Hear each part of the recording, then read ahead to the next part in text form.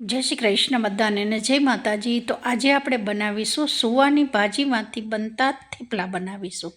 આ થેપલા વધારે પડતા શિયાળાની સિઝનમાં વિન્ટર સિઝનમાં જ બનતા હોય છે। દહીં સાથે આમળાનો મુરબ્બો અને મરચાં સાથે આ થેપલા સર્વ કરેલા છે। તો ચાલો સરસ આપણે શિયાળામાં સિઝનમાં બનતું જે આ થેપલા બનાવી દઈએ।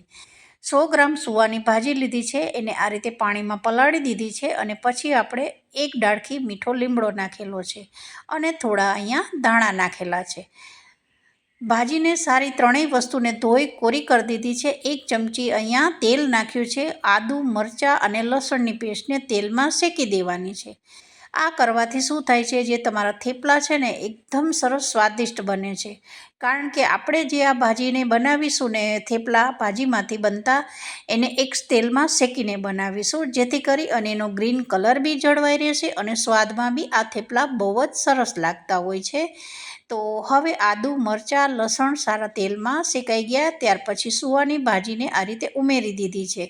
હવે આપણે આને થોડું મિક્સ કરવાનું છે। મિક્સ કર્યા પછી આને ઢાંકી અને લગભગ અહીંયા 2 થી 3 મિનિટ થવા દઈશું, જેથી કરી અને ગ્રીન કલર બી જળવાઈ જશે અને આદુ મરચાં લસણ જે નાખેલું છે એ ભાજી સાથે સરસ ભળી જાય અને સ્વાદમાં બી બહુ વધી જશે।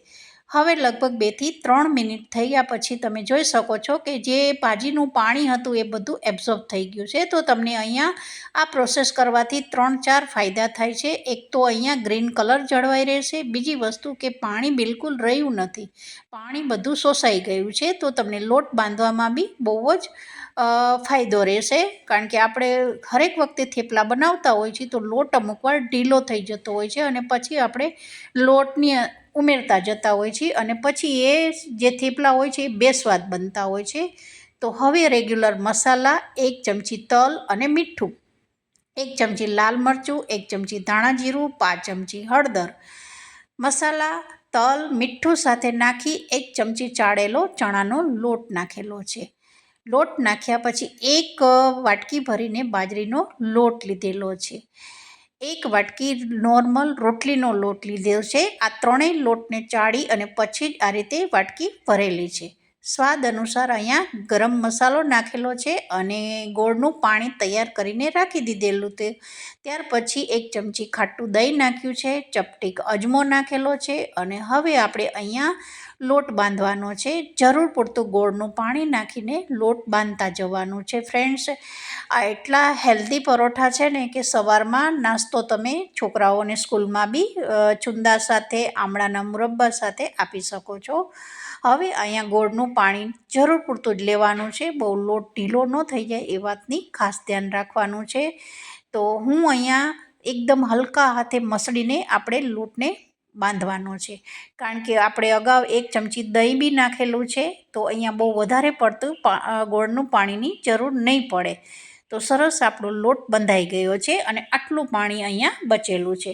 હજુ બી થોડું ગોળનું પાણી લીધું અને હાથથી હું આ રીતે મસળતી જતી હતી અને સરસ આપણો સોફ્ટ જે થેપલાનો લોટ છે એ બંધાઈ ગયો છે। બિલકુલ અહીંયા ઢીલો લોટ નથી થયો, કારણ કે જો તમે સીધી સુવાની ભાજી નાખી દીધી હોત ને તો તમારો લોટ અહીંયા એકદમ તમને બાંધવામાં થોડી તકલીફ થતી હોય છે। તો આ રીતે તેલમાં શેકીને બનાવવાનું। તો હવે લુવા પાડી દીધા છે અને ફરી આપણે અહીંયા વણી દીધા છે। લોટ તમે જોઈ શકો છો એકદમ રોટલી કરતા હોય એવો જ લોટ અહીંયા સરસ સોફ્ટ બનેલો છે અને સારા એવા વણાતા જાય છે। ફક્ત અહીંયા વધારે કોરો લોટ લેવાની બી જરૂર નથી પડી, થોડુંક અંદર તેલ લગાવેલું છે અને આ રીતે ચોરસ શેપમાં આપણે થેપલાને વણતું જવાનું છે। તમને જે પસંદ હોય એ અહીંયા ચોરસ છે, ટ્રાયંગલ છે, ગોળમાં બી બનાવી શકો છો, કારણ કે આ વસ્તુ એવી છે કે જો ટાઈમ હોય ને તો તમે એકદમ મનગમતો શેપ આપીને થેપલા બનાવી શકો છો। કારણ કે સવારમાં આપણને બહુ ઉતાવળ હોય, ઘણા બધા સવારમાં કામ હોય છે બહેનોને, તો આપણે ફટાફટ આ રીતે બનાવતા હોઈએ છીએ, પણ ચોરસમાં બી આસાનીથી સરસ બની જતો હોય છે અને તમને પ્રેક્ટિસ હોય ને તો ફટાફટ અહીંયા તમે થેપલાને ઉતારતા જશો। તો એક મેં વણી દીધું છે અને બીજું બી આ રીતે ચોરસમાં વણાઈ ગયું છે। હવે આપણે આને શેકવાના છે, એક પછી એક આ રીતે થેપલાને વણતા જવાનું છે। જેટલી ક્વોન્ટિટીમાં તમે લોટ લીધો હોય એ પ્રમાણે તમારે બધી વસ્તુ મસાલા સાથે ઉમેરવાનું છે. અને ગોળ હંમેશા ખાટો અને ગળ્યા સ્વાદ સાથે લીધેલું છે. અને થેપલા બનાવતી વખતે ક્યારેય ઉપરથી ગોળ નહીં નાખવાનો. આ રીતે પાણી ઉકાળીને બનાવશો ને તો એનો સ્વાદ ગોળનો બહુ જ સરસ આવે છે. તો ખટ્ટા અને ગળ્યા સ્વાદ સાથે આપણા સરસ થેપલા વણાઈ ગયા છે. થોડુંક અહીંયા ફાટી ગઈ છે કિનારી, કારણ કે બાજરીનો લોટ છે, તો તમે અહીંયા શેપ હાથથી આપી શકો છો. તો સારા એવા થેપલા આપણા તૈયાર થઈ ગયા છે. હવે આપણે નોનસ્ટિકમાં ઘી સાથે આને શેકવાના છે. ઘી અથવા તેલ કોઈ પણ ઉપયોગ કરી શકો છો. તો હવે મેં ફક્ત અહીંયા થોડું ઘી નાખેલું છે. ઘીમાં એકદમ બદામી રંગના થેપલાને શેકવાના છે. બહુ વધારે પડતા દાજવાળા થેપલાને નથી બનાવવાના, કારણ કે બાજરીનો લોટ નાખેલો છે. તો ધીમી આંચે અહીંયા શેકવાના છે. હવે એને પલટાવી દેવાનું છે. હવે બીજી સાઈડ બી આપણે થોડું ઘી લગાવીશું. અને તમને પસંદ હોય, જો છોકરાઓને સ્કૂલમાં તમે આપતા હો છુંદા સાથે, તો બટરમાં બી શેકીને આપી શકો છો. તો એક બાજુ શેકાઈ ગયા પછી બીજી બાજુ બી મેં ઘી લગાવી દીધું છે.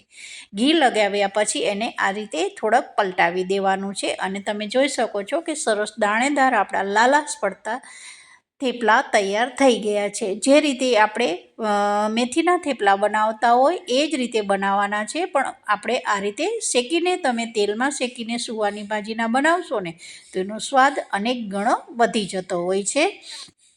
તો હવે એક સાઈડ આપણા શેકાઈ ગયા છે. હવે બીજી સાઈડ બી આપણા સરસ શેકાઈ ગયા છે. અને હવે આપણે આની ઉપર તમને પસંદ હોય તો હજુ બી ઘી લગાવી શકો છો. તો એકદમ સરસ દાણેદાર એક થેપલા આપણું વણાઈ ગયું છે. ત્યાર પછી મેં થોડું તેલ નાખેલું છે. આપણે ઘીમાં તો શેક્યું, હવે આપણે અહીંયા તેલમાં બી થોડું શેકવાનું છે. તો સારું એવું બેય બાજુ આ રીતે દાણેદાર શેકી દીધા છે.